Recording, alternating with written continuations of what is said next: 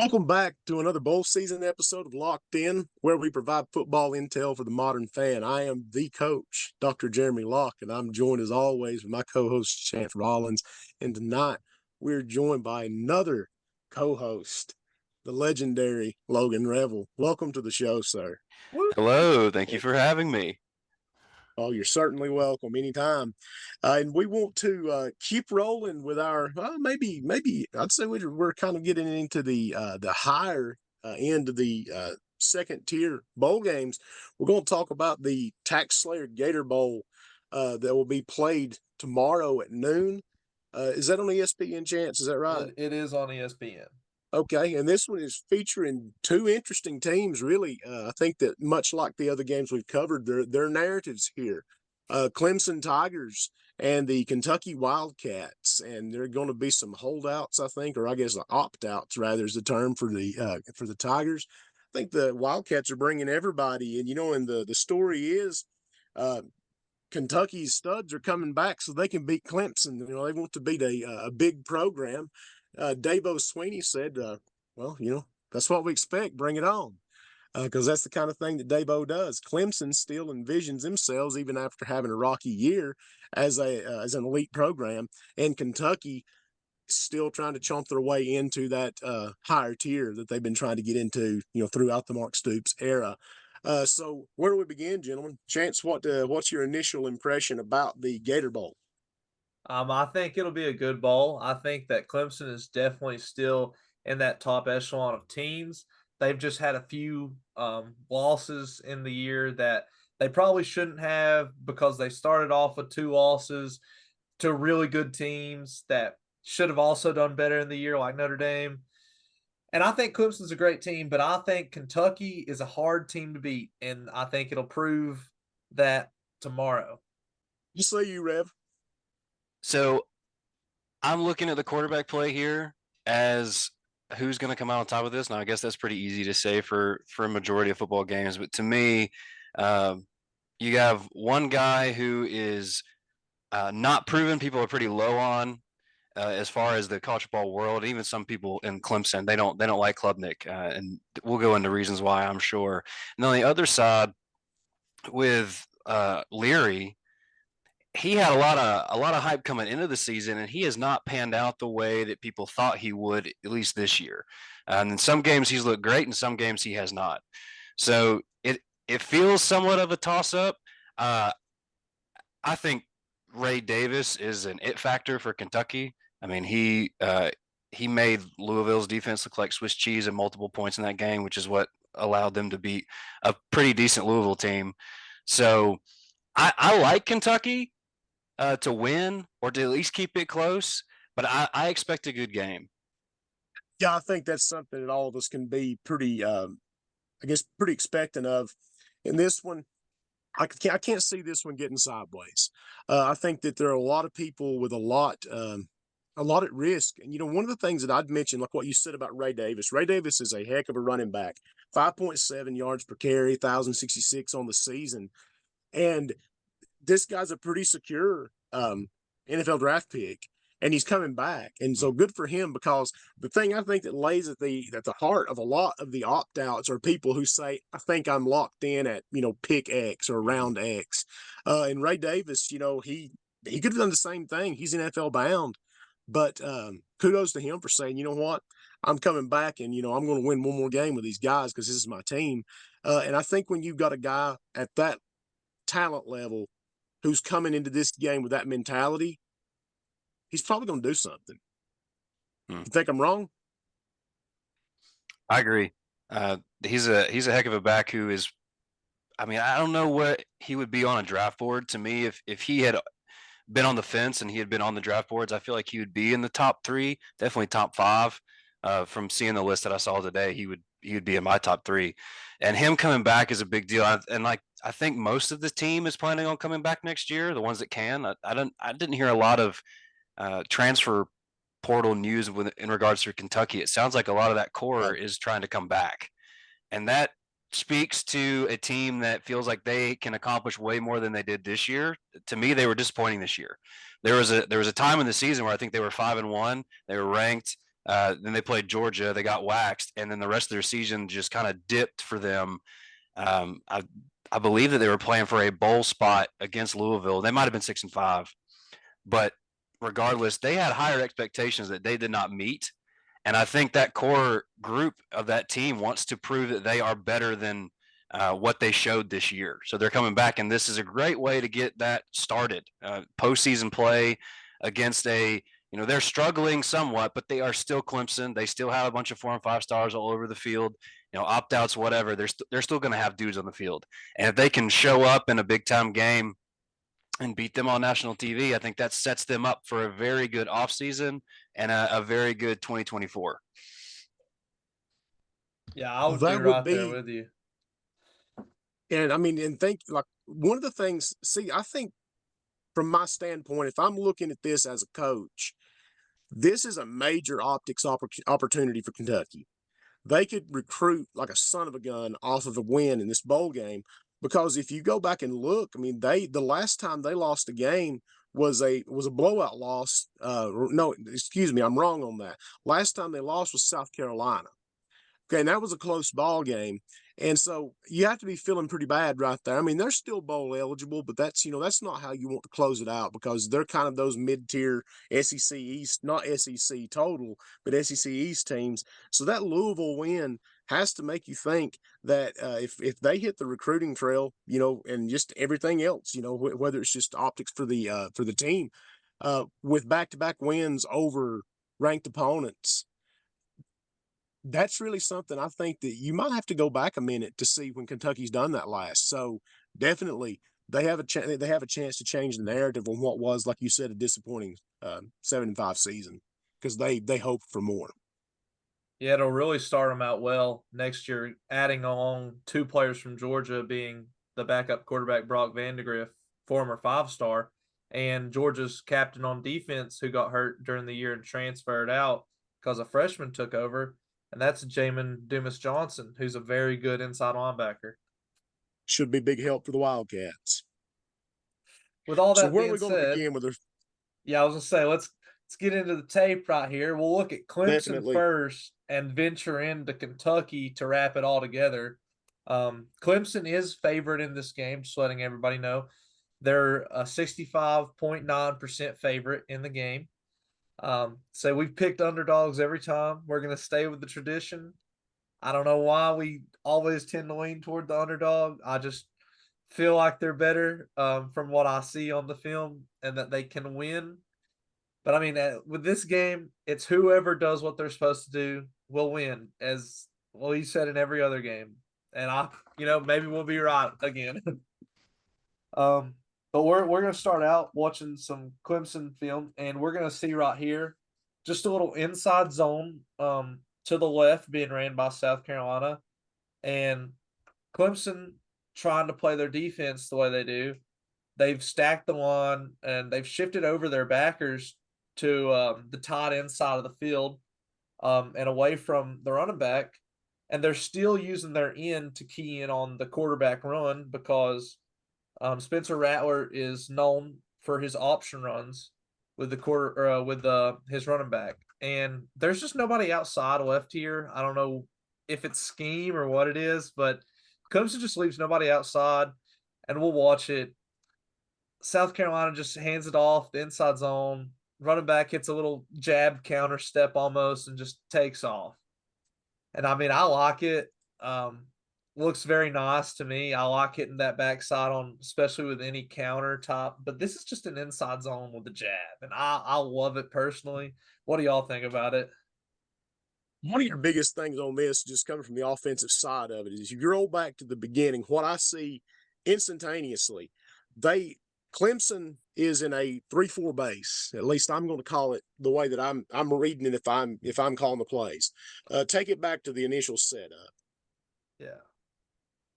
Because the thing that stands out to me, and I'm saying we got to jump on this, look at the so you got your 2 outside linebackers, your 3 guys in the middle, and your really close together linebackers.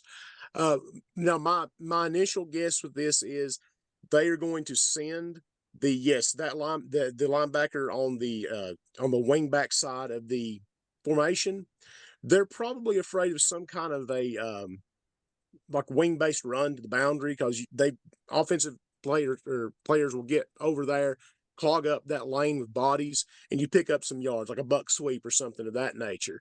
Now, the thing though I see happening, this Clemson's right outside linebacker on the bottom of the screen probably going to attack something.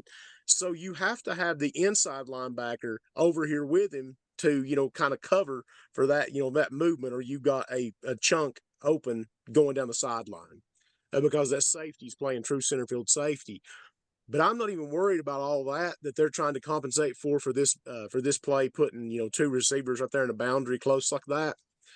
I'm looking at if I'm looking at the Clemson defensive side, I'm talking about their left defensive end.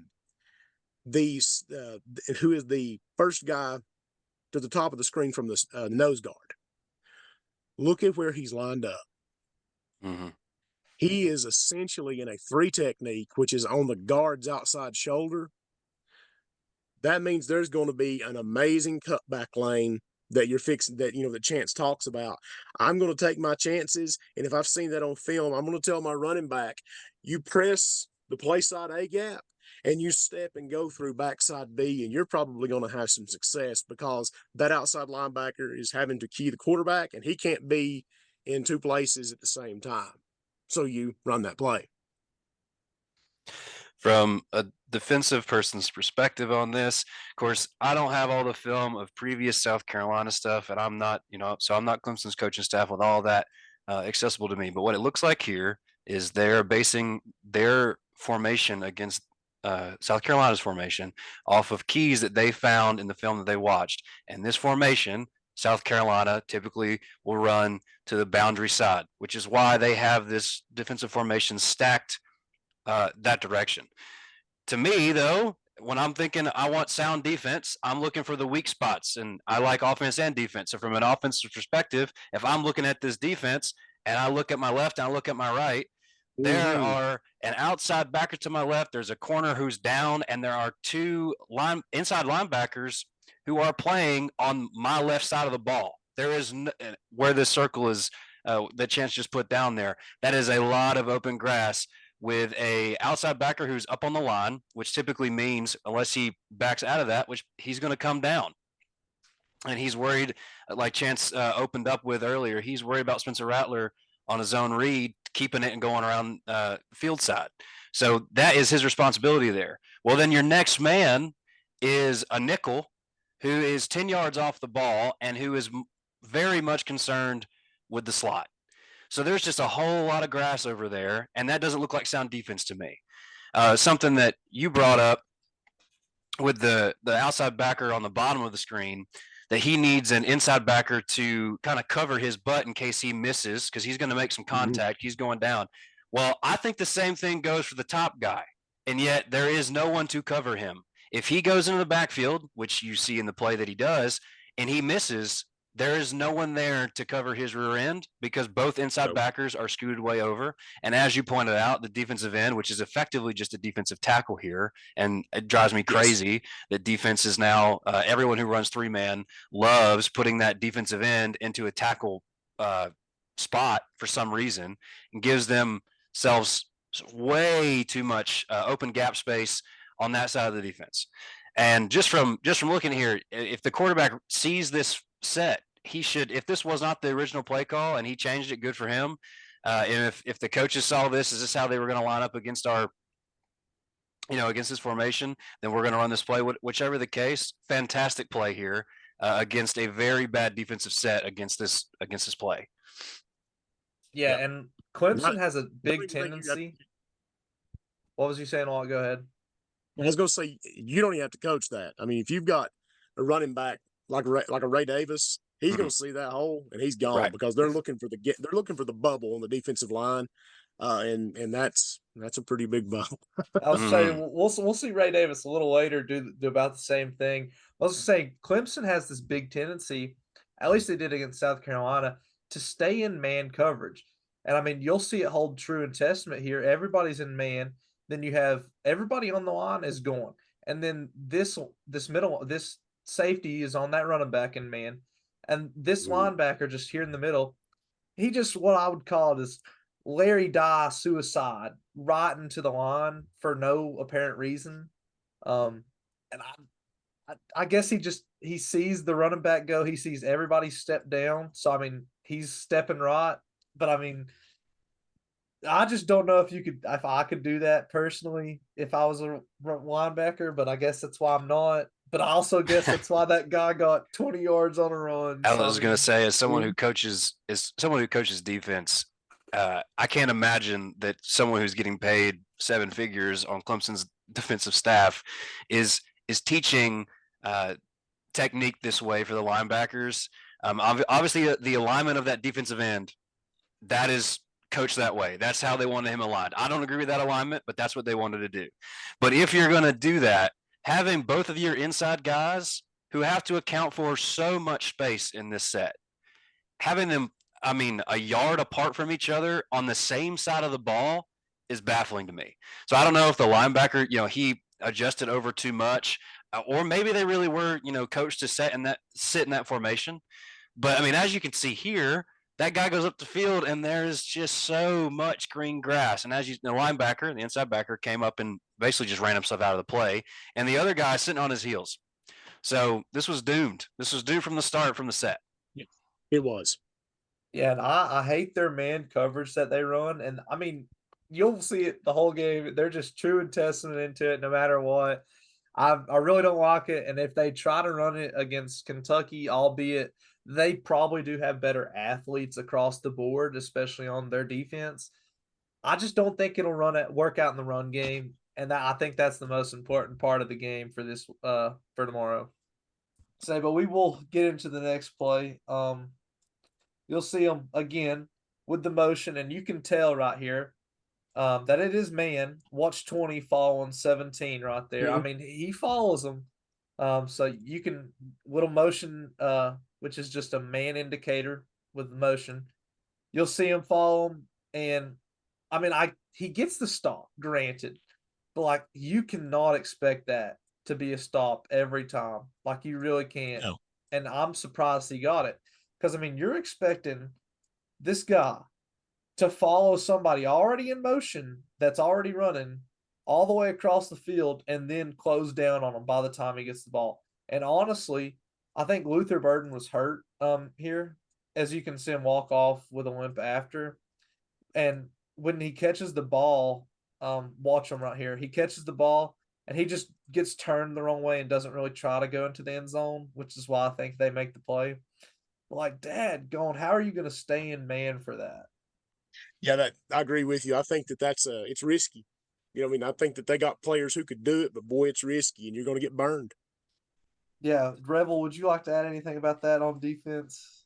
Well, first off, their end guy here on the line crashes himself inside, which means the backer who is really just straight behind him, stacked up, is their outside help. Obviously, they don't run the ball here, but that just you're asking for a problem the moment you do that, in my opinion. I know people don't agree because I watch people do it every day, but I also watch touchdowns every day against these kinds of schemes and formations. Anyway, go ahead. That's actually something just to bring that point up for for people who've been keeping up with the bowls. Did you catch that one last night on one of the worst outside containment I think that I've ever seen at the major college level? USC, they have no idea what they're doing on the defensive side of the football, none whatsoever. And there was one touchdown in particular where the exact same thing that you're talking about happened. That end crashed way too hard, and he left an absolute 180-pound pass coverage cornerback as your outside contained man. Mm-hmm. And it's like we go back to what's the use of phrase you used earlier on the first play. It's something like that's doomed from the start. I guarantee you that if you have people in the booth, worth their salt, on a play like this, they are watching that exact same thing. Even though this is a pass play that that you see ran a million times in short yardage and goal line situations, somebody should be up there saying, "Hey, coach, they're crashing the end and they're putting a weak guy out there at containment. We ought to try that next time.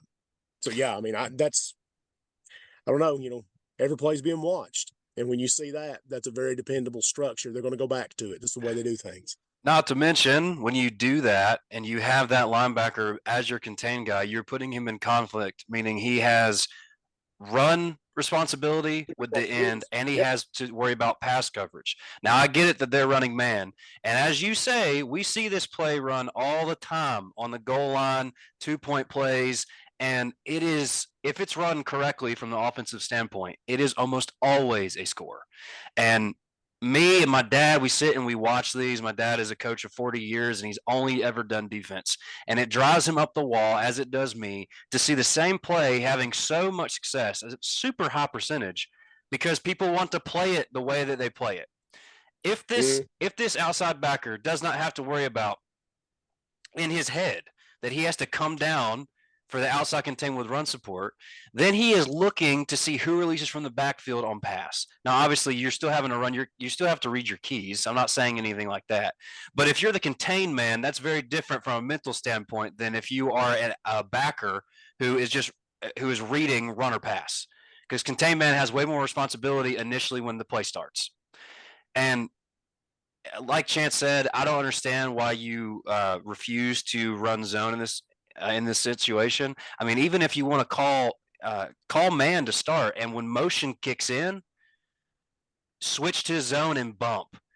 Very few teams do that. I've seen a couple teams do that very successfully, where they have a call that if the formation doesn't change, then they're going to man up on the guys that they have. But when motion comes across, they still bump somebody and they go more into a zone look, or at least on one side of the field, they'll play zone.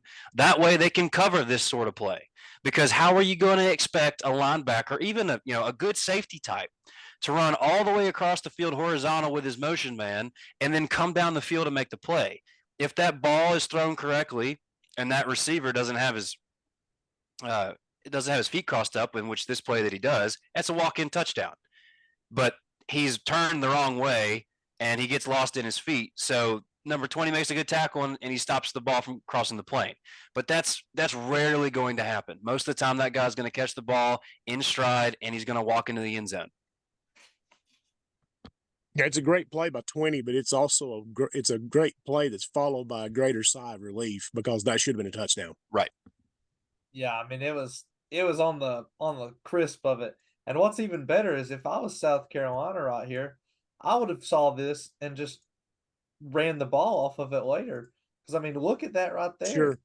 I mean, you have the end block, you have 17 lead, you just hand it off right here, and that's a free touchdown.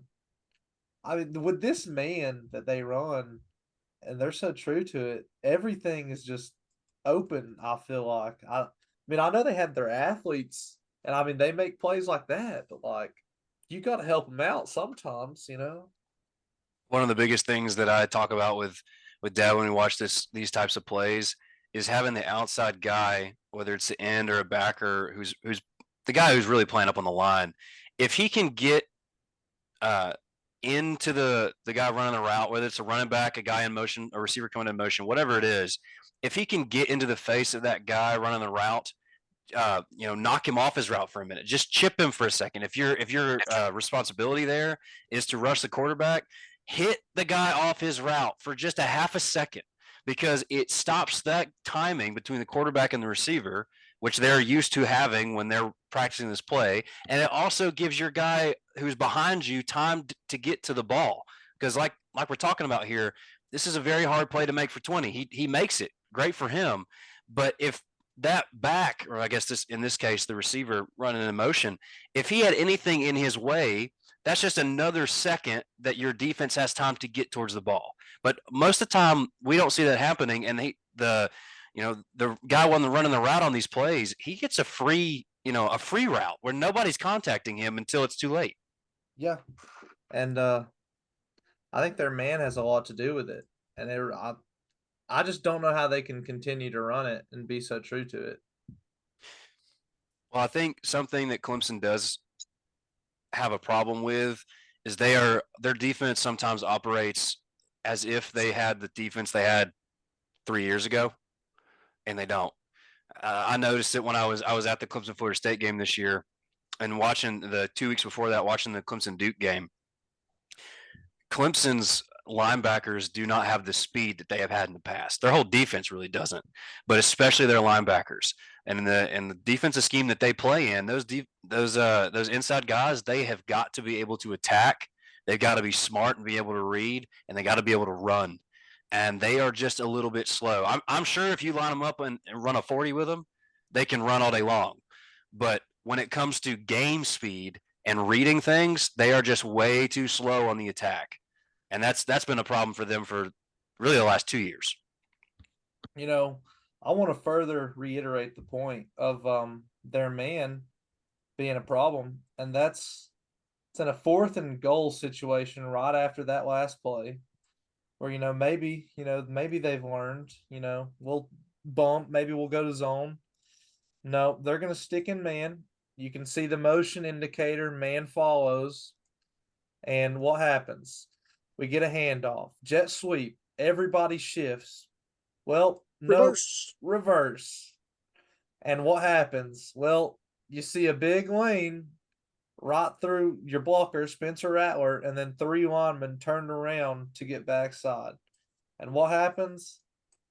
You get number 9 here, just makes a jab step and cuts in for a touchdown. All because you don't want to go into a zone. Will you run that playback? Yeah. From the very beginning. Yep. So your man problem is very evident there. And also, this just goes back to the speed at which their linebackers are playing outside and inside. There is no aggressiveness. There is no attack here. They are sitting on their heels. So, ball carrier is clearly going towards the end zone. And as you play this, I think it's the outside backer. Yeah. Number 30. Keep on going. Keep going.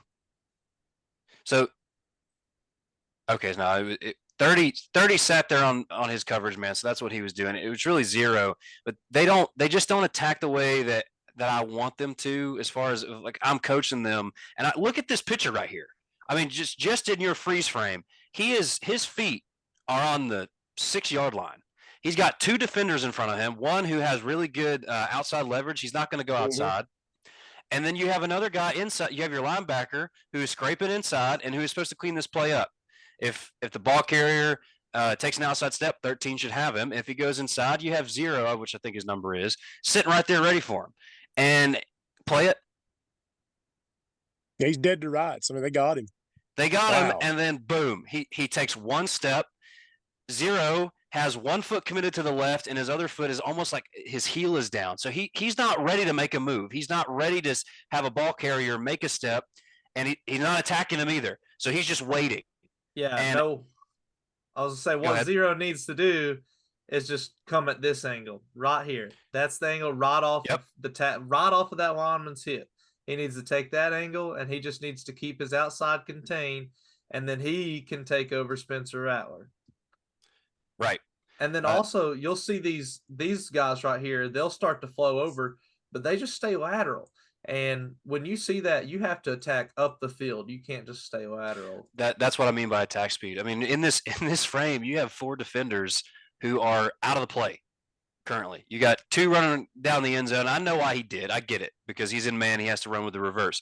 But you have so many white jerseys way behind where the ball's at. And they should be attacking coming downfield and coming across to where the ball's going. Now, it's a reverse. That's kind of the idea of reverse. You get the defense running one way and you go the other way. So then your backside, and to me, what's funny is I feel like the defenders on the backside, they did their roles well. They stayed where they needed to. You had your outside contained, stayed in his spot. You had your outside backer who was ready for any outside release into the end zone. He's sitting there. He's in the end zone by a yard, and he's waiting on Spencer Rattler to be passed off to him. So they're doing their job well. It's the inside backer that doesn't do his job well. He's out of position, and he isn't quick to the ball. He's not coming in. I mean, like you pointed out, where his vision should be. You have 2 offensive linemen who have their bodies turned all the way to tell a ball carrier you are running behind our butts. You're going around us. We are looking inside because that's where most of the defenders should be. So we are looking inside to stop the defenders from getting you. And then it's you and one guy is basically what he's telling him. If you're the linebacker and you see that, you've got to get to that hole. There's a big gap here, kind of the one that you pointed out earlier. Yeah, that one. You've got to come down and attack that because that's where he's running to. You don't have to worry about him throwing the ball. That's not your job, inside backer. He has two guys. You know, you got the outside guy who's currently on Rattler, and then you have the outside backer who is waiting on Rattler to run a route because, you know, Philly's special. So the inside guy, his only responsibility here is to attack the ball carrier. And I don't know why that he doesn't do that, but he doesn't. He's slow. It's kind of the point that I made a little bit earlier. Clemson's defense does not attack with the same speed that they used to attack with, and it hurts them on many occasions. Well, I mean, he also just stays flat, as you see. He just stays flat. He's on the 1 yard line still. He's on the 1 yard line still. Gains Doesn't come down. Ground. Gains no ground at all as a linebacker. What was you going to say, Walk? No, I wasn't. Oh, okay. But yeah, as I say, as a linebacker, you have to come down, and then even his other linebacker is still over here. Say nobody's even backside on him to come help, and 20 just stays flat, doesn't come down. So I mean, I don't know what they're being taught nowadays at Clemson, but I mean, with Venables gone, who knows? But you got to come down on defense, especially. Yeah, it's an ugly pursuit drill. It's an ugly pursuit drill. It really is, and I'm going to blame that on the man defense, honestly. See what we got after that one. All right, so if I remember correctly, what we have here is what I would like to call Cade Klubnik not being able to make a decision to save his life. Now, can Cade Klubnik run the football? We're going to see here that he can. He does it multiple times throughout this game and most of his games, but he shouldn't have to run the ball because when you see 1, 2, 3 guys with their momentum coming forward towards you, and you see your receiver running up the seam of the field and cutting in to where them defenders were just at and now are not going to be because they're running downfield, it would be in your best interest to throw it right in this spot where no one will be while this safety is traveling upfield and this guy on your receiver is flat-footed. But why would you ever do that when you can stand there and stare at him and then decide to run for your life 3 seconds later when the defenders get to you? And that is what happens because he cannot make a decision. And that is my only bone to pick with Klubnik, is that his decision-making is just not there. Yeah, play this one again. So we just got take it back. Yeah, we just got like a 4 verts. Because my thought with this, like right here, he should have been throwing that ball maybe a half second whenever he crosses the 35-yard line. Yeah, way before. And one of the things that, like, whenever you talk about him holding it too long, I think the concept of, I'll preface this by saying, I think the concept of openness is something that people really fail to understand in the context of a football game. I think that he wants him more open than what he is, but the facts of business is he's not going to be any more open. So if I'm looking, if you could you back him up just a little, I know it's, play him from there. Just tap him forward if you can. Right there. I think that what Klubnik sees are these 2 linebackers in the center.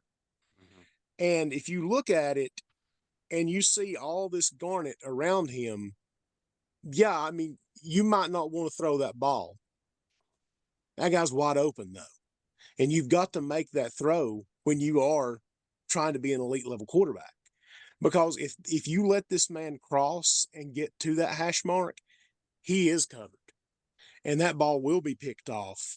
And so I think the thing right there is, if I were going to work with him, like say if he were a quarterback and I'm calling offense, you know, I'm the OC quarterback coach figure, I want him to be more comfortable throwing a ball into what he thinks a window is. Maybe if you just go with him and ask him, just play a game. Is this guy open? Is this guy covered? It could be something as simple as this with film: is where get a baseline for what your quarterback thinks is open and what is covered. And then work from there and get him to trust that throw, because you can tell from the way he's sitting up. Like if you look at his feet, he's already given up on number 9. Like he's not throwing the football. I mean, do y'all agree with that? Yeah, I mean, you look at his eyes, and his eyes are over Yeah, here. his eyes, where your front foot's at, that's where that ball's going. He has already passed him off to being, not an option. And honestly, he's the best option he's got. I would So yeah, say I think when he's that's the looking thing. at Is like, him, when he's looking at him, yep, that's when he's open. Like that's when you that's need to throw that exactly ball. You need to throw that's that ball right exactly there. So when he's right yep, here, he will catch the ball and be wide yeah. open. He just That's the decision. That's definitely the decision. Yeah, and I don't think Klubnik's a terrible quarterback, but like I cannot No, sit here he's and not. defend him for that. Not No. terrible, but herein lies the difference between elite and good. Yes. Yes. Elite quarterbacks see this and they know that that guy's open. And this is also a processing thing, and that happens through film Yes. and it happens through reps. But a normal person who is at quarterback, and just any normal person who's at quarterback, their inclination is when they see opposite jersey colors near their jersey color, that guy is not open. That's not how this works, though, because somebody who can process this fast enough, who has watched enough film, who has enough reps, who has an understanding of how this game works, right here, there's a window. And this is I guess a philosophy thing. Some people don't like throwing into windows, but if you turn on NFL games right now and you're watching the Dolphins light people up, it's because Tua's throwing into windows a lot of times, and he's throwing to spots. Like Joe Flacco, who's coming on a resurgence right now out of nowhere at 38 years old, he's throwing into spots, and he knows what spots are going to be open. In this one right here, you can't throw it to number 9 at this moment because there's a linebacker in the way. But you see that linebacker is down. The free safety all the way at the top is headed deep, which means, and then also you got your other linebackers in the middle of the field. Their eyes are up front. Their bodies are not turned. They have not started their back pedal into coverage yet. This first initial thing, they are coming forward, and they're going the wrong direction, which means about where that referee is where that ball needs to go. That's your window. And that blue line right there from the quarterback to the referee, that is the window. I mean, that is absolutely what I was thinking as you were saying that. And with my thought on what you said about it being a processing thing, I'm an offensive lineman. There's not a quarterback bone in me. And I can tell you that I knew from an early age I couldn't do it because what my eye sees, my arm does not match in strength and speed. And so there's got to be your eye and your arm have to be, I mean, synchronized basically on a hair trigger, that when he sees that, he throws that. And I think that there's a delay there. And, and that delay is just that little bit of doubt that's in his mind, because you can tell he wants to go there with the football. But there's just that inkling of doubt that I think keeps this from being an absolute probably touchdown on the 35, hitting him at the 35-yard line. I think that man probably can score a touchdown there, if a few things go right. But that release is not there.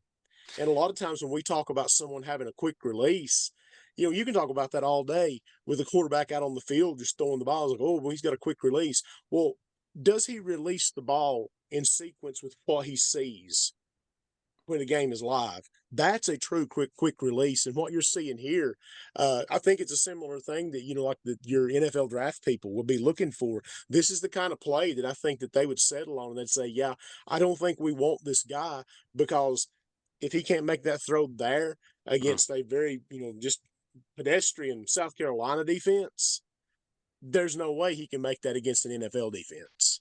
The windows are so much tighter on an NFL field Yeah, across they the board. are. It doesn't matter. The worst team in the NFL has all the studs on defense. They might be the worst in the NFL, but there's a reason they're playing in the NFL. And Precisely it. this is also something that most people probably won't notice. And there are plenty of quarterback coaches that I've seen and heard from that they like the crossing of the legs on a drop back. And it's fine if you have it synced correctly. But I just want to point out something here. We just said that the window is throwing it right this second. I mean, right as we see this clip pause is where you need to be throwing the ball, and you need to be throwing it near the ref. And there's probably a millisecond more just based off timing. But his feet are crossed. He can't throw the ball right now. So when and where he needs to throw it, he currently cannot get to because his front foot is behind his back foot. Yeah, his back foot will not hit at the right time. So because of that, the Physically timing is cannot. already off this route. Yeah. And that's a repetition thing. That's a timing of route and steps and practice and all. So your quick release. I don't care how fast you're going to throw the ball. When you're set, he's not set, so he can't make that throw. That's exactly right. Which this will also lead to a later point, but Klubnik doesn't tend to put balls on a rope. Like, he cannot throw a laser, a ball in a straight line. He likes to throw them up in the air and let them drop into a bucket more like. And you just don't see him throw it on a rope much, which is how you would put it in a window or a tight space, or throw it across the middle of the field where there's a linebacker at one place with a safety over top you and a linebacker beside the guy you're trying to throw to. To fit it in there, you have to throw it on a rope or throw it a laser. Right. So we're talking about a difference between elite level processing and also elite level arm talent. And he does not have either of those things, at least not right now. I mean, the processing thing, you have to have a brain for it, but you can teach it to a point. I mean, repetition helps, watching film helps. There is something in people's minds that, some people have it, some people don't, kind of like was talking about. But there has to be some growth here if he's ever going to get to the point where he wants to be that NFL guy, that star-studded elite quarterback that everybody touted him to be when he came in. When I watch that play in particular, just has all of the elements that tell me that he is not there yet. That doesn't mean he won't be, but he's just not there right now. Yeah, and I couldn't dispute that with you, and I don't think anybody else could. Now, what we're going to see now is the same thing we saw that Tulane did on our last show, and that is this god-awful screen that everybody wants to run with no purpose. And I just don't understand why everybody's doing it. I think they run it wrong every time. Say this guy needs to block here, he needs to block here, he needs to be coming out and either looping here or climbing up here, which I think it'd probably be better for him to climb, and that way your receiver can go up and get some yardage. But I ain't gonna take too much time on this, but looking at the same kind of screen last week with Tulane, it's like I don't know why so many teams do this and they just get their guys killed. Well, with that one, if you go back to that one just a second, that screen. Yeah. Here's something else I always think about these. My preference on this, and now, I'll say, just pause it for a second. I will say this. I don't coach college quarterbacks. So all my work is in high school. And one of the things that I will say is if you're coaching a high school or middle school kid, that is a long throw. When you throw an outside screen or you throw it to the field, which is, from the far side hash to the opposite sideline, that's a longer throw than you think. It gives the defense time to get there.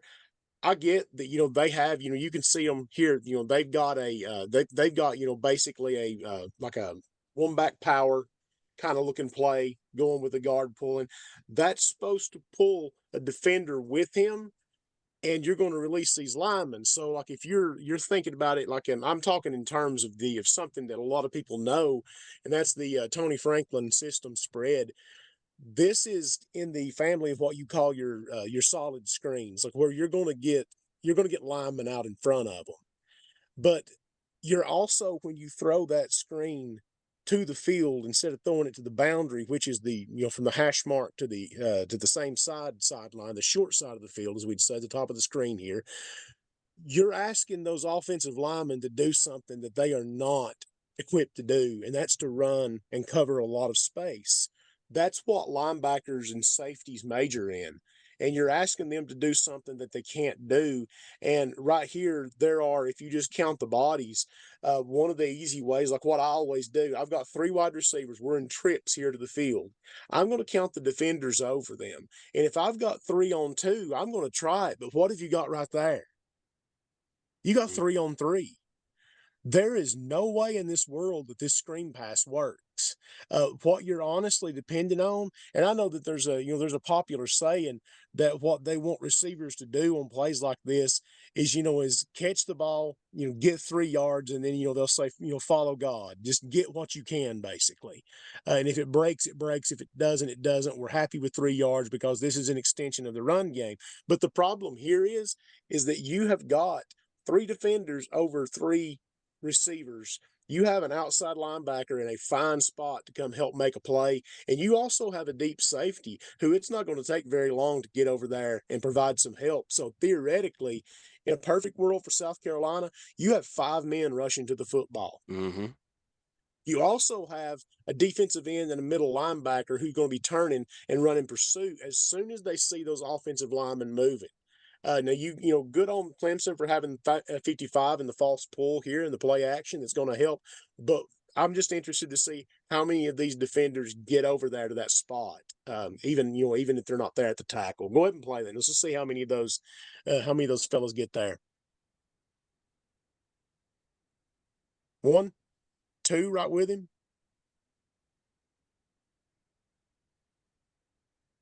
Yeah, just let it roll. 1, keep on going. 2, defensive lineman there, and look at how many people were arced right there. Let's say, where were they at? Where does that wall of defenders begin? So the ball's on roughly the 33. Let's see how many people are standing there at the 30. 6. They're not even at the. There's no way that can succeed. You see what I mean? Yeah. There's no way. Boy, he's going to have a hard time getting anything out of that. So I don't know. I mean, and that's something I know everybody's guilty of it, and everybody can be nitpicked, and it's tough calling plays. I'm not going to lie to you. There's not a lot of time to do it in. But the thing that gets me, I like to see, like, we're going to run comebacks to the short side of the field. We're going to run solid screens to the short side of the field. We're going to run a 3-level rollout flood to the wide side of the field. Put your people in positions to succeed with your play calling. And I don't think that they're putting them in position right here. No, and I think y'all agree. I think I'm off base to say that. Oh, I'd agree, and I think that principle lies true with the next play that we're going to go into right here. Say you'll see Klubnik take this snap, and I just think it's another poor decision, but he didn't really have a lot to work with. He just throws it up. 3rd quarter, 8 minutes left, no reason at all to do this, just throws it up. And I don't think it's entirely his fault. You look at the routes being ran, and it's like nobody is really open. You see a guy smothered. That's pretty handsy coverage right there. You'll see. Let me go through it, and you'll see even more of it. The only person that they could really throw to besides him is Shipley, and that's just right here, and that's a little late right there. And that's the only person. That'd be your check down route. But he had already decided. He had already decided. He gets that. Because I think that if you give him the benefit of the doubt, he's in the middle of chaos. Yeah. Because there are 3 defensive linemen who have had really good rushes on him. There's a linebacker coming there. There's another linebacker fixing to have him contained to the outside, who is the next door to the guy you just drew the line on, the one on the 30-yard line. There's no good option here for Klubnik. And I think what you do right here, you eat that son of a gun. You live to play on 3rd down instead of chunking that thing up and hoping for the best. Because the thing of it is, I almost bet that if you go back and people talk about 50-50 balls, and I may be wrong here because I'm not a believer in the sideline vertical go route unless you have a reason to throw it. And boy, there's not a single reason to throw that one. And I mean, it was dropped in a bucket just to the To the wrong wrong guy. guy. But and that's not to make fun of him. And I'm not trying to do that, but I'm saying right there, you have to know, like you said, it's 2nd and 7. It's a close ball game. You've driven down, and it's in the 3rd quarter. You need this touchdown. If here's what I'm willing to bet. Like I will always say this, and you both heard me say this a lot. If I can get a 14-point lead on you in a high school football game, I think I've got you whipped. Right here, they're going to have a 16-point lead on them after the extra point, and I think South Carolina they're good and dead right there. Yeah, I mean, Do you agree or disagree? I mean, I think agree. that's I and agree. I don't know.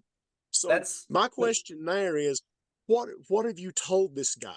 Yep. And this is not to say that it's all coaching that or it's all player, but he needs to know in that situation that we've got to keep this football, because I can tell you one thing that will turn a game sideways quicker than anything are turnovers. They hurt. I mean, they hurt on every level. And the thing about this one is South Carolina knows they're doomed. I mean, every advance that Clemson makes, they're doomed in this situation. And to give them this is the biggest get out of jail free card that you could have ever given them. Sometimes a sack is the best thing that you can do. Just take it. Just And I fall to the mean, ground. besides like the decision that was made, what's even worse is that the ball was placed right here. His receiver is on the outside. Yeah, His receiver not is get in front of his defender. So why not place the ball outside and in front of the defender instead of behind your receiver where he's having to fight back? And even if he doesn't catch it, it's offensive pass interference. So this is what we're talking about, that's though. This is a prayer ball. Man, he was being rushed, yeah, and it the is. rush was very, very effective. And kudos to South Carolina. I mean, the check down to Shipley would have been the best option for him, but he couldn't make it because he No, was there's no way. like Locke said, he was in the middle of the chaos. And plus, there was a linebacker coming from that side too. So in his mind, that is taken out of it. So his options are throw a prayer ball and hope your guy comes down with it, eat a sack, or try and pull ball down and get yardage. And I mean, we don't have to go back to it, but I think he had an ability. He might have gotten caught, but I think he had the ability to at least get back to the line of scrimmage and live to fight another day. And that's what we're talking about, elite processing. That also includes pre-snap processing.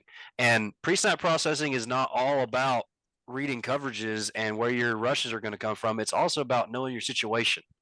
And you know that you're up by 16-7, right? So you're up by 9. Okay, that is a touchdown and a field goal. You lose.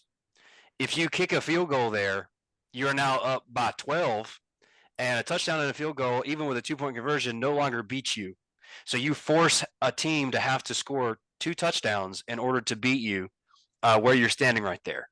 So that's just, you got to know your situation. It's like we talk about, coaching baseball, know what you're doing with the ball before it gets to you when it comes off the bat. Know where you're going with it. Same thing works when you're playing football. Know where your responsibilities are. Know the situation that's in front of you before you actually say go and get the ball in your hands. Now, I'm glad you said that, Rev, because I'm going to bring you 3 plays in a row that will drive this point home with the other side of this spectrum, which is Devin Leary. This guy isn't really one of those throw it deep and pray. This guy is let's put this ball on a rope, throw it in a top window across the field. And that's what you'll see here from him. You see him take back, take a step forward. Perfect throw. Look at that offensive line, too. Perfect throw. Clean pocket. Yeah, there is no doubt in that guy's mind that he's protected. Yep. And he steps up in his pocket and he makes a perfect throw. And you know what? You say, well, you know what? Chance, that might just be a 1 in a million. Well, you know what? Is it though? Because I mean, watch this play. Right Roll that above. one back. Yeah. Yeah, yeah, no joke for this one. Good pocket again. Son, I'm telling you, that's what I wanted to say too. Take that back to that offensive line just for a second, all the way back to the beginning of the play. Yeah, he's got the confidence to put the ball there. He knows that receiver. Now look at this. Look at this. 5 men up on that line. They don't give a dang. They block their guys. Look at that. They've got them absolutely handled. Nobody's around him. I mean, that's a Nobody's around him. clean. Not a soul. When you make a pocket as an offensive line, you're trying to make a U for the quarterback to drop into and then to step up into. And looky there. What you Looky got? there. Everybody, and look at 73 there, man. I mean, look at that one. He's He just ain't got looking. nobody to block, so he goes looking for somebody else. That's it. I mean, and see, I go on about this so much. Offensive line is so poorly coached in so many places, and if you break it down and look at it, it all makes sense. Like everybody's block makes sense. You just have to understand where the angle's at, and those angles aren't hard to teach. What you see right here, you've got 5 offensive linemen who know, excuse me, what their angles are, and they know them so well because look at them. That suggests to me that you're so you got 73 in the middle right there. He doesn't have anybody. So that's telling me that the man next to him, there was probably something like a 2-eye 1 technique we could talk about. Okay, center gets him, guard helps him, looks for more work. Look at the guard on the right side. 3 technique goes into B gap. He gets him, pushes him outside. There's the angle. 2 tackles take the defensive ends around the quarterback.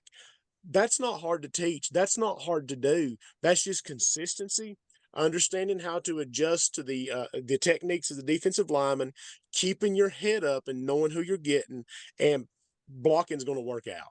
It's simply going to work out unless you are playing a team that is so far beyond you physically that you can't handle it. Like, there's a man I coached with who played for Paul Johnson at Georgia Southern, and he said Coach Johnson always said physical superiority negates all scheme.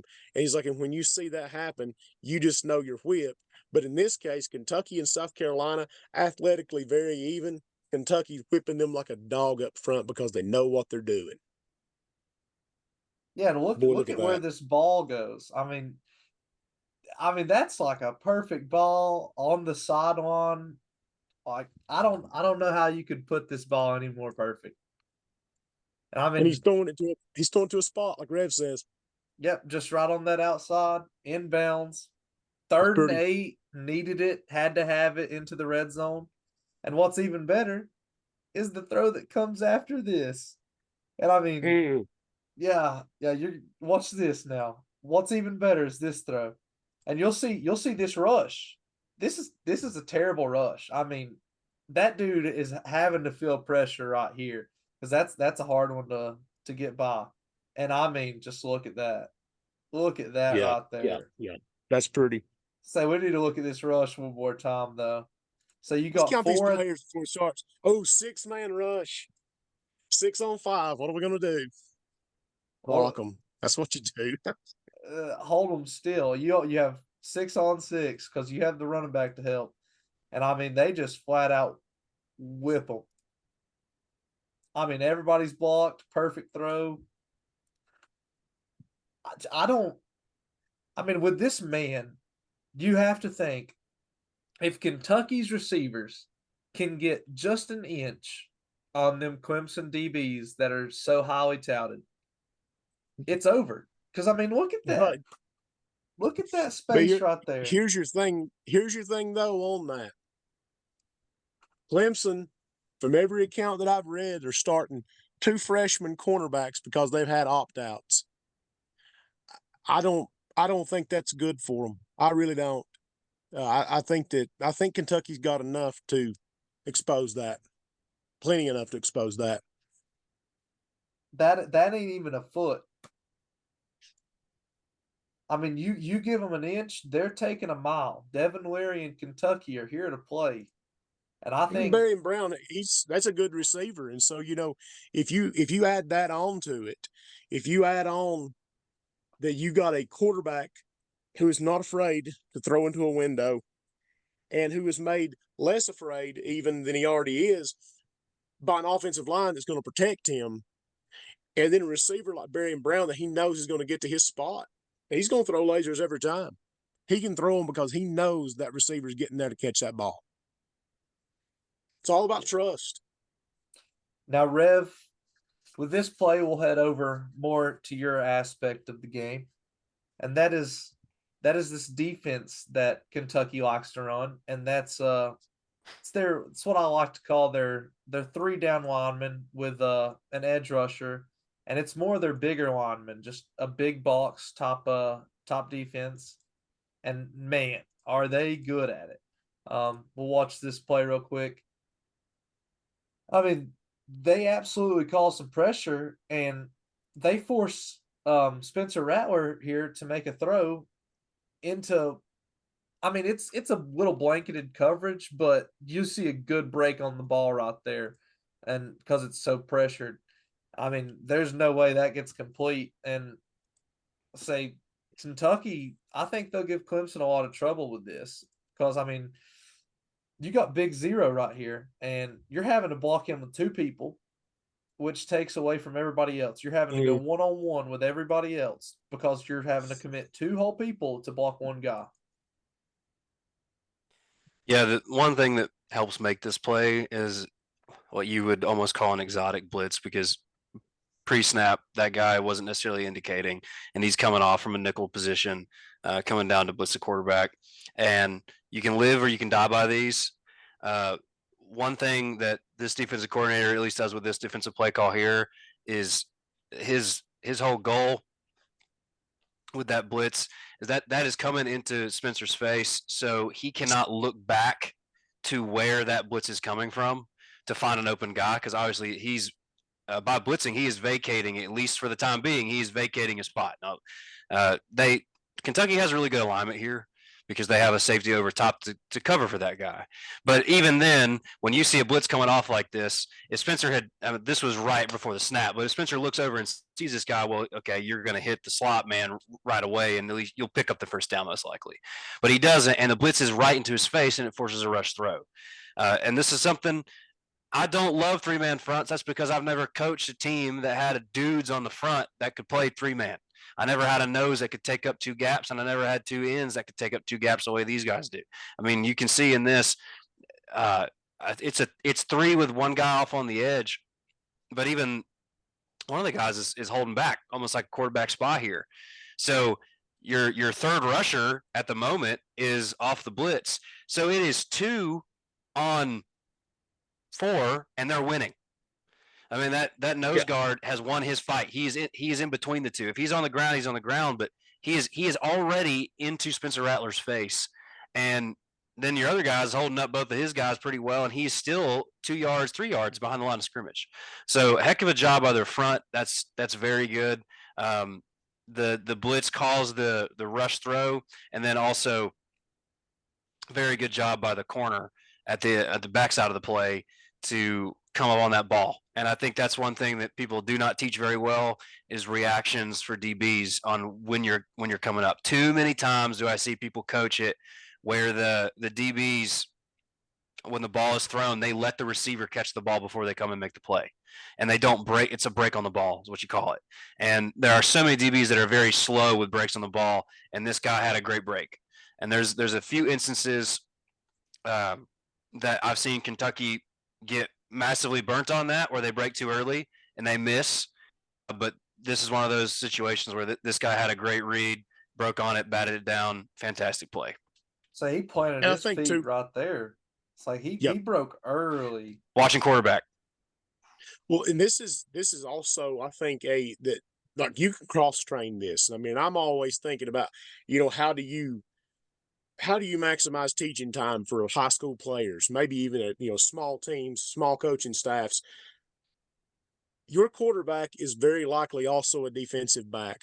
Work processing time with what you're talking about with the break on the ball, because it's a very similar thing, I think, to what we talked about that Klubnik suffers from at times with not putting the ball in the window. It's a processing thing, because I've seen kids in the defensive backfield that their mind does not bite on what's happening until the ball's in that receiver's hand, Right. and the receiver doesn't have to be the best athlete in the world to burn you once you're in that position. But I think that the mental processing of the game is something that has to be on a pretty keen edge for you to succeed. And so I think that's very similar to what we just talked about earlier on offense there. So, good job to Kentucky, because they're a very reactionary team. Yeah, I mean, Yeah. you could see just from that clip that you just paused it at, he was breaking on that ball 5 yards before the ball was there. So he saw the ball in the air. He knew where it was going because his eyes were already back onto the quarterback. And as soon as that ball was in the air, he's planted his foot down and boom, he's in front of it. It's a great job. Yeah, I'm And surprised also, I mean, it wasn't picked. yeah, no, you're exactly right, because he was going to pick that ball. Yep. You can look at his arms right there. That's what his idea was. Receiver played DB there. Mm-hmm. He did. He did a good job of it too. But one of the things too that I was going to say is, and I'm thinking like to go back to the reference to Larry Dye earlier, who was former player teammate of ours. Uh, One of the things that I told him that really helped him out, and I think it's something you see in the aggressive play that Kentucky's showing right here, is it's so easy to walk onto a football field at any level on defense and think, oh my God, they could run anything at me. No, they can't. They have a limited number of plays. There are only so many plays that a team can run and will run. And so right here, I have no doubt that this guy has watched enough film on South Carolina to say, in this situation, they're going to run a hitch at this level. And when I see this, as soon as that quarterback sets, to throw that hitch, I'm breaking on the ball, and I will be there before that ball gets there. And I will either make a big tackle or I'll pick this thing off and take it to the house. That is exactly right. It's third down. Yeah, it's time to play that. That defensive back knew the situation. Back to that processing thing. It's all part of it. All right. After that, I think we also have another defensive quip. It's just a different look from their line. Say they have Man, more I'll tell you backers in this, but they're big. They have a big box. That's what I was going to say. That left defensive tackle, the 3 technique for Kentucky. That's the guy he's the middle guy to this side of the screen. For y'all who don't know the technique numbers, that's a big old boy.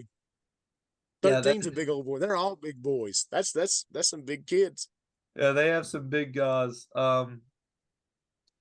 I was saying they feel well, but they attack the run, and like that. Look at 97 right there. Like that is, you do not want him in your line. I mean, and look at their upfield, how upfield they get their explosion off the line. Say they are getting vertical and they're getting pressure.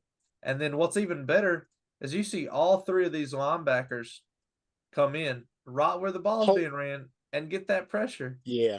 And hold this just for a second, because I know that we have, we have some young audience members who, may very well play defensive line.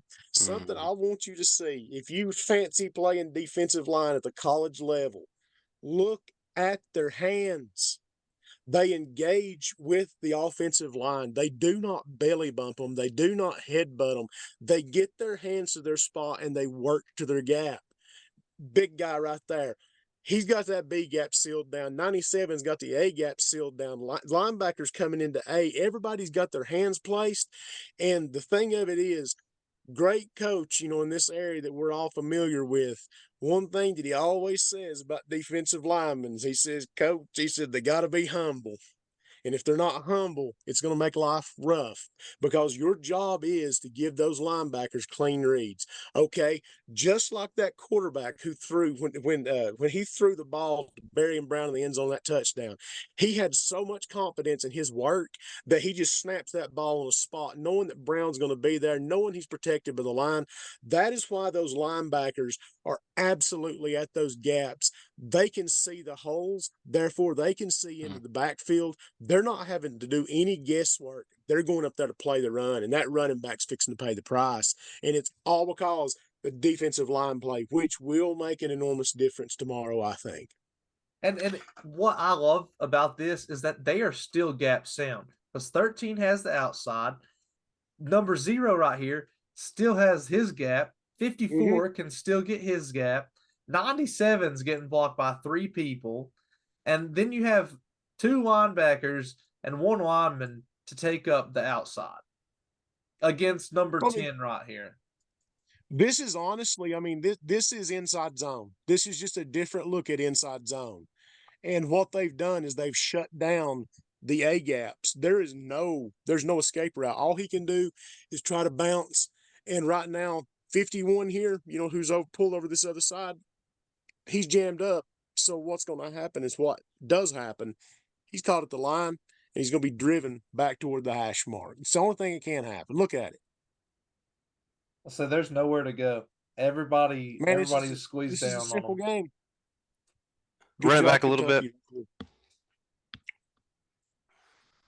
So just to pose the other argument here, just because, we obviously have clips that have supported what we talked about, who we think is going to come out in this game. I don't know anything about this South Carolina running back, so I'm not going to speak on him. I do know, is Will Shipley playing? Yes, he is. Yeah. Okay. So Will Shipley has very good vision normally. And with that being said, he's got that cutback lane. There's a cutback lane. And I was going to say, as far as defensive standpoints go, and the earlier pause that you had, the gap was more sound than it is in this one. Because in this one, 78 somewhat forces the issue, but 0, he takes his step inside because he sees the running back going that way. So he's taking that gap away. Well, he doesn't need to take that gap away because the backside linebacker was already going to be in that gap. So right here in this shot, running back has the lane where the next guy he's running into is a safety down here 5 yards out, and then it's just one-on-one in open space, which is hard to do. Yeah, big boy can't get over eager out there. Right. So that's my thing with this is he got a little bit over eager. He overplayed and went into a gap that didn't belong to him. If that gap does belong to him, that means that 54, the linebacker, should not have been peeking his head into that gap. He should have been slow playing it for the cutback. And as a Will, that is typically his job, is he's scraping behind everything. Everything else as far as the defensive stuff looked good. I love the linebacker sequence there. You have 4, but you only have 3 in the box. And I love that the middle, the Mike, he came in first, took on a blocker. Your Sam came in after him. Now he ended up getting blocked because he played the outside in case the back was able to spill it, which is fine. And then you had your Will. You come in the gap. So one of the things here is just from Kentucky's defense, that tackle or that linebacker who are covering, I guess what that would be the A gap, or no, that's a B gap technically. That B gap there, they both don't need to stick their head into it. Only one of them does. The other one needs to make sure he's on the outside because their outside contained guy, he is worried about Rattler, which again we saw Clemson do something similar where their outside guy was making sure that he took the quarterback run away. So there is a cutback lane here. I did want to make sure that was put there, but everything else, like you said, defensive line got their hands up in front. They got their hands on guys, and they have dudes. I mean, Kentucky's defensive line, they look good. They look strong, which means they can get hands on offensive linemen and put them into gaps and clog everything up, which is my favorite thing to see defensive linemen do. Coming from the linebacker's viewpoint of things, if I'm clean, I can make plays. If I have guards in my face, I can't make plays. So Kentucky's D-line did a great job with that, and their linebackers were able to spill, and Phil did a great job. Which, I would argue the cutback needs to be stopped by the end, technically, because if the line of scrimmage is right here, you're taught 1 yard is how far you need to go. So if he is right here, it wouldn't really matter. But I don't think anybody's being taught that anymore in college. as we saw earlier, Clemson ain't taught that because they go upfield. I mean, it could just be them being selfish and still I being think that's a taught it. conscious decision that Clemson made it too, and that it's no coincidence. Watching two films against the same team with South Carolina and a quarterback who we know can run the ball well. Clemson and Kentucky, I think, both are making the decision that our outside guy, our outside backer type, because both times were outside backers, they're going to take away the quarterback run on the outside. So they said, all right, you're going to spill all the way outside. And that's fine if that's the decision you're going to make. But for me, coming from a defensive sound perspective, if your outside guy is running upfield to stop the quarterback run, if that's how you're coaching it, that's not how I would do it, but if that's how you're going to do it, you need to make sure that place where that outside guy is running from, you need to make sure that is accounted for, because that's the weakest No. spot on the field. Well, and that is the most common 4-man front, which Kentucky's essentially 4-man. The most common front that you'll see is that under front, where you put the nose. He's in the 2-eye one, whatever you want to call that. You have the tackle and 3 technique, who is over top of the running back, and that's exactly what you're saying is exactly it, because you can't have them in a world where there's a cutback lane, that B gap, that the one that Clemson was giving up, the thing that I talked about earlier. I felt like that they were giving up, too much right there on it. But what you really want to happen is that somebody needs to get in that B gap so that defensive end can, or whoever your outside guy is, can be just the quarterback player on the backside, because you're making him 2 gap and trying to stop 2 athletes basically. So I agree with you on that. That big boy right there needed to stay in his gap to make that play work. Because sometimes just the presence of a big body in a gap that's what's going to make a running back cut back inside. Yeah, and it's not like he made the play anyways. I mean, he was in 5 yards behind it. Oh, yeah, no, yeah. But one thing that I wanted to say on that too, is I agree with what Rev's saying. Because I think the place where the Clemson, because Kentucky is big and strong, and they're going to be physical, but I have to think that Clemson, they've got skill position players that are probably more athletic, and so I can definitely see how little cracks like that, they can ultimately become big problems. And that's where you get into that whole, you're sitting there the day after saying, well, man, we just missed them by 1 gap. And that's exactly what it is, because those athletes know how to hit those gaps, and when they hit them, they're going to be gone. So I wonder if Clemson, if they can hit a big play or two, if they don't get ahead and stay ahead. Especially That's something I wonder about this game. Since Klubnik runs the ball a lot, they might even play a lot like they played against South Carolina with that end. Yeah, they're going to have to make a decision there. If they're going to play the quarterback run similar to the way they play Rattler, then they're going to have to make sure that they account for that open space. Because to me, I don't understand why you make the decision to take away the quarterback run the way they are, because to me, you're exposing yourself way too much. And I guess the idea around college football, because I see it every Saturday and now every day with bowl games, is we have enough speed to account for that missing area. Well, no, you don't, because the offensive guys, they have guys who are just as fast as you, if not faster. So they're going to fill the space quicker. And that falls into that category that Chance and I mentioned something about the other day, is the idea that we're going to work hard this offseason and we're going to get better than these other teams who also are working hard to get better. So, yeah, It's like you're taking a risk when you say, well, we're more athletic than these guys. We can handle it. Yeah, they're athletic too. So that's a stupid philosophy. Right. And I think this is the third type of defense I want to look at Kentucky running. Never mind. So I must have cut it out. Oh no, there it is. So it's like shoot. We'll get a look at it at least. But it's their smaller front. Say they still have their big boy, but they use it on like 3rd down packages.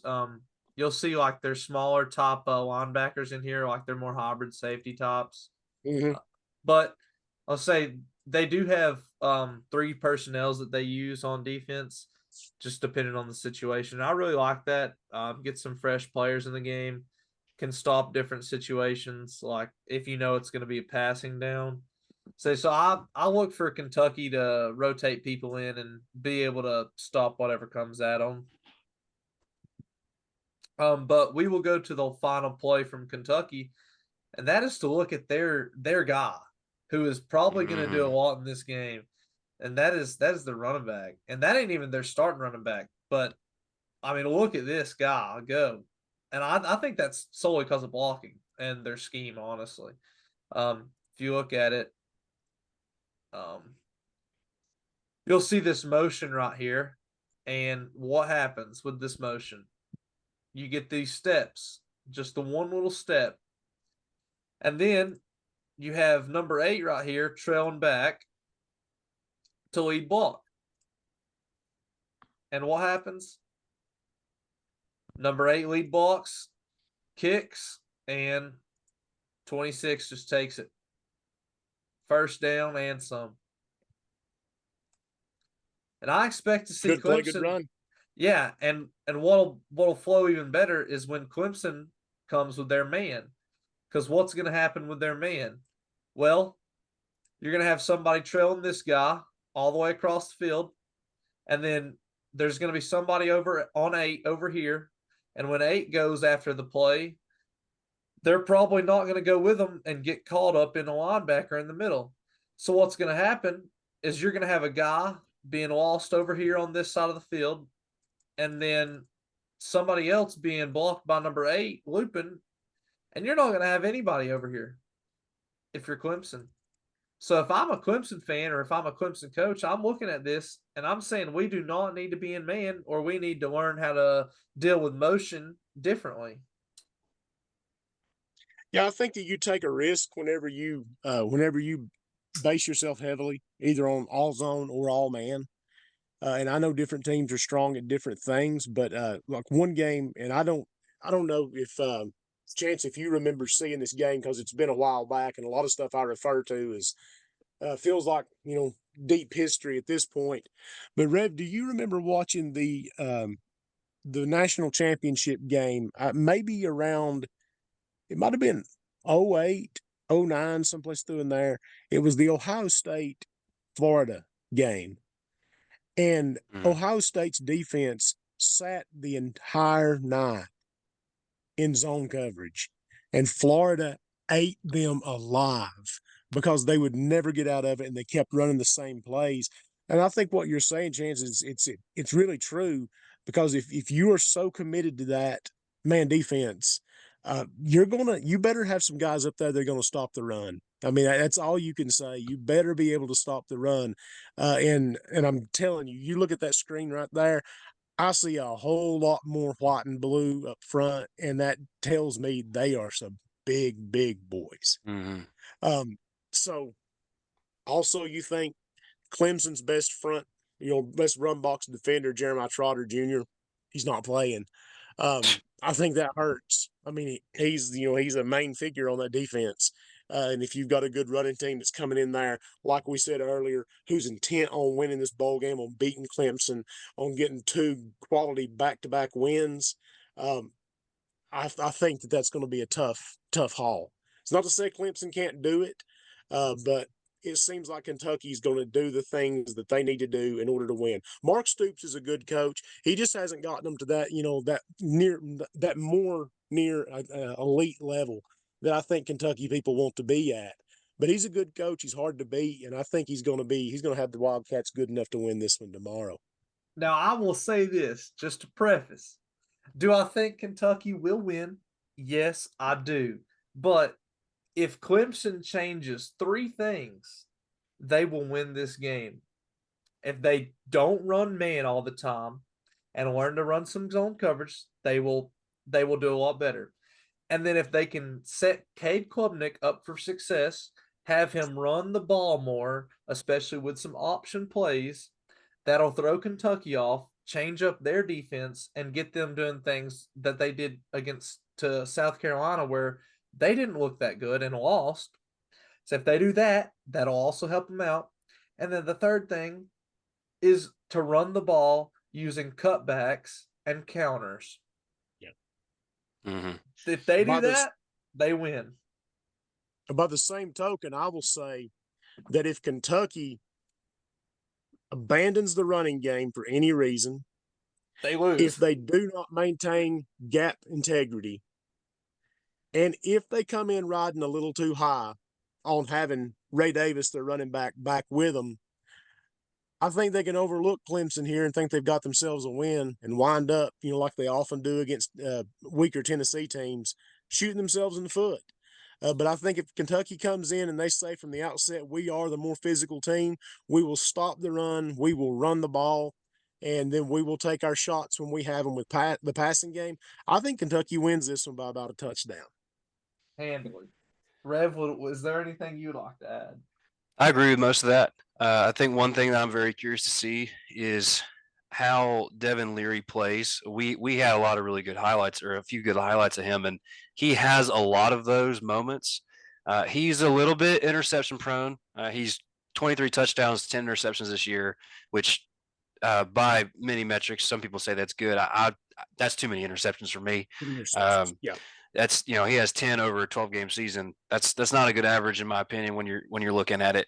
Hey, and one of the things 8. Cade has 8. Oh, okay. So they're close in that. But one thing that I'm looking at when you throw to spots, and you can see this with other teams that you can tell to do it. If the route has been messed up, if a receiver falls, if the quarterback is off of his spot a little bit because of a pass rush or it's an off day, whatever the case, you're going to throw picks, because when you're throwing to spots, you are throwing to places where your guy is not in yet. He's not there yet to catch that ball that you're throwing. And if for whatever reason he doesn't end up being in that spot, there is a chance that you're going to throw into coverage. You're going to throw to the defense. And sometimes I think, people watch TV and they're watching these games and they see a quarterback just make an absolutely horrid throw in their mind because he just threw to, a space where there's 3 defenders. He threw it right to the defender. Well, sometimes that is a bad throw. And other times it's something happened earlier in the play, whether the receiver fell down, got knocked off, or the timing for the quarterback changed and he still tried to make the throw. It looks worse than it actually is. It's because he's throwing to a spot. Well, that was incorrect in that moment. And to me, I look to see what Clemson tries to do in order to get that timing off, because if they play man, but they have somebody who's free, who's back there playing robber, and who, if they've watched enough film, like they know the spots that Kentucky wants to throw into on certain passing plays, if they can find those things, you can see an interception or two. And if Clemson can turn the ball over a couple of times, they're going to put themselves in a really good situation to win. I still believe in Will Shipley, so I think he's going to have a major effect on this game. Mm-hmm. But as long as Kentucky does not turn the ball over and they stay true to who they are, they should win this game. But I can see a world where Devin Leary gets a little bit too fancy with it, or maybe just misses a couple windows that turn into turnovers, which result into a loss. 2 turnovers. I bet you Clemson wins. I'm with you. Kentucky can't turn the football over tomorrow. They're going to have to protect it. I will third that motion. And with that being said, tune in Taxslayer Gator Bowl tomorrow, or I guess today technically when we upload it. 12 p.m. Eastern. Everybody tune in. You'll get a great game. If you're betting and you lose, it's not on us. We done told you. Say, now the smart bet would be to bet on Kentucky, in my opinion, but y'all go ahead and do what y'all want to. So we can't be right every time, but we'll find out tomorrow. With that being said, this is it for Locked In.